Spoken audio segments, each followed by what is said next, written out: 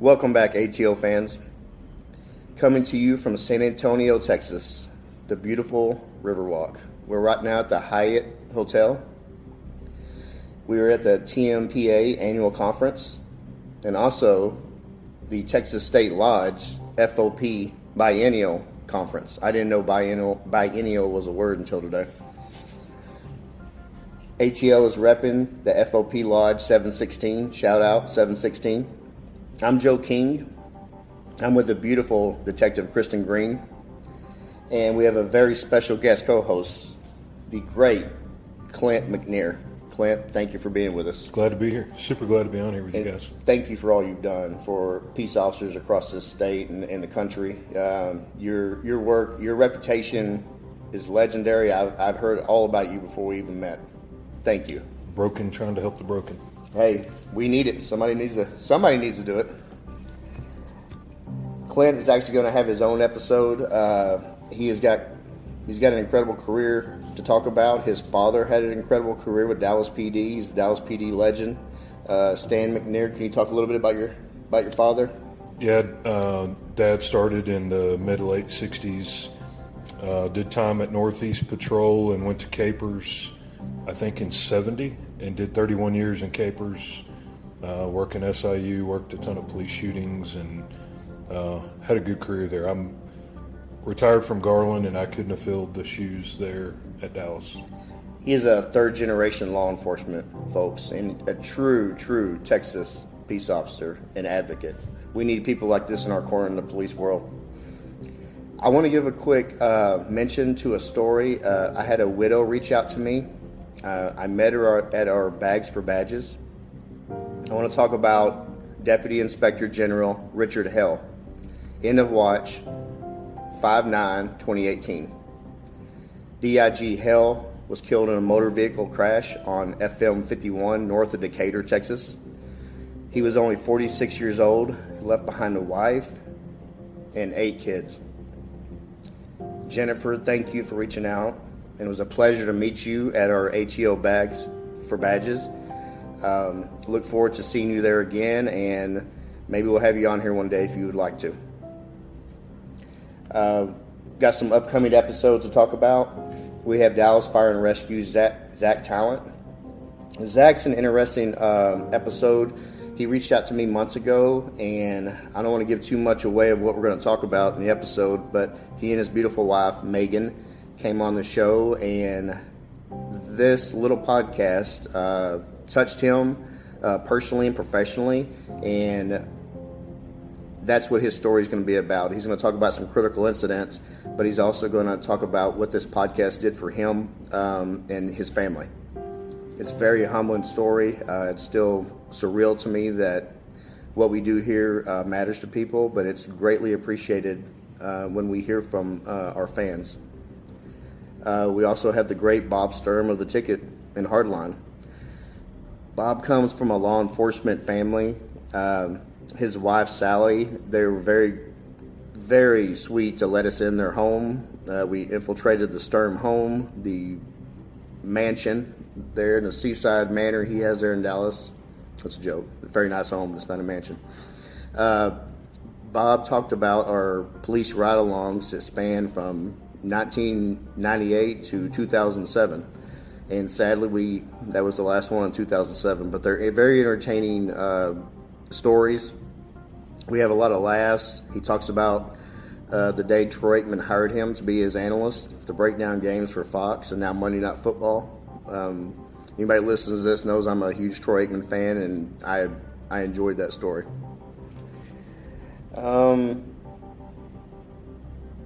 Upcoming episodes we're in the planning stages. Some of the fans reached out and they want to hear from some homicide detectives or in a family violence topic. I believe we got the best folks to do those episodes. We have Andrea Isom. She's in Dallas Homicide. She's worked on some high-profile cases in DPD, and she's going to come on with us and talk about those. She's working on her bio to get to me. We also have Andrew Fifield. He's a sergeant now. He just left family violence after spending many years there. being in legal, I see all the cases, and I can say that guy handled the extreme caseload. He also is a voice for the victims. He's an advocate for the victims, and also speaks at engagements on his own dime, on his own time. And he comes from family violence. The offense, it affected him personally growing up, and his story is going to reflect that. And I think it's going to touch a lot of the listeners, and it's also going to hit on a topic that sadly is ongoing daily in every city in this country. But you're going to hear from one of DPD's greatest family violence detectives. Clint, can you tell a bit about what's going on here at this TMPA conference? So we have our annual conference. We're in San Antonio this year. We bounce around each year to a different location. It may be in Houston, Dallas, San Antonio. Last year we were in Irving. We elect our new board here. We have training. We just finished up an association leadership class about how to support, how local leaders can support cops in their area. And it's kind of ironic to be on here with you and for us to be at conference. Thursday night I was pulling into San Antonio. We had 2 officer suicides in the state within a couple of hours. Then I got a call of a line of duty death. We lost 3 officers just in Texas within a couple of hours. And then to be on here with you, the work you guys are doing, you never know who you're touching until you start getting the phone calls of people reaching out. And I think the banter and the enjoyment of people listening is great resource and relief.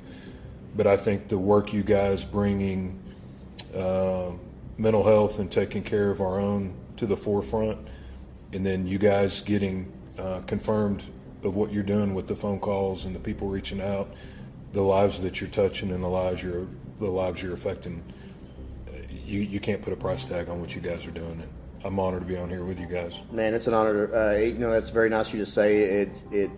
I can never hear that enough, and it motivates me, Clint, to keep doing these. And I know I've said it before, I was going to do 50 episodes and I was going to be out.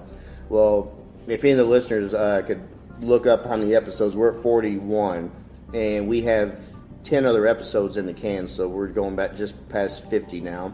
And because of words like Clint just said, and people reaching out like the Sarah Ginsburg and the Zach Talents and many others, we're going to keep going. It's fun. It's a lot of work, but I get to meet a lot of badass people. I hear a lot of badass stories, and I get people on that are like-minded that want to help first responder community.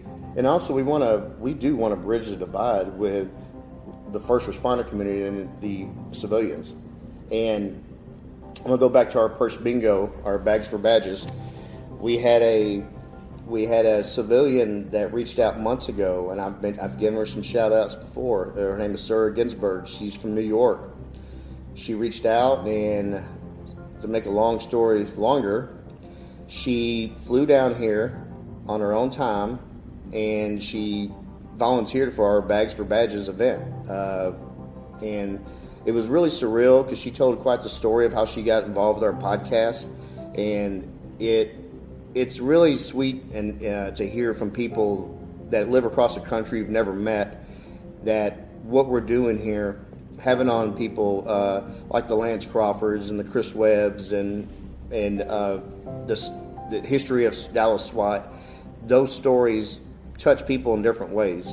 And it's really humbling to me to have people that believe that what we're doing matters and our first responder community matters, and they're willing to give their own time to further support us.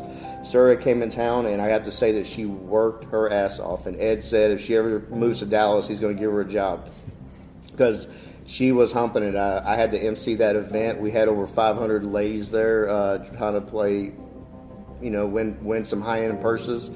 We had some half-dressed officers coming out there. We actually had a Garland K9 hot cop out there. He was all oiled up and back behind the stage doing push-ups. Shout out, Danny. You're awesome. The ladies loved you.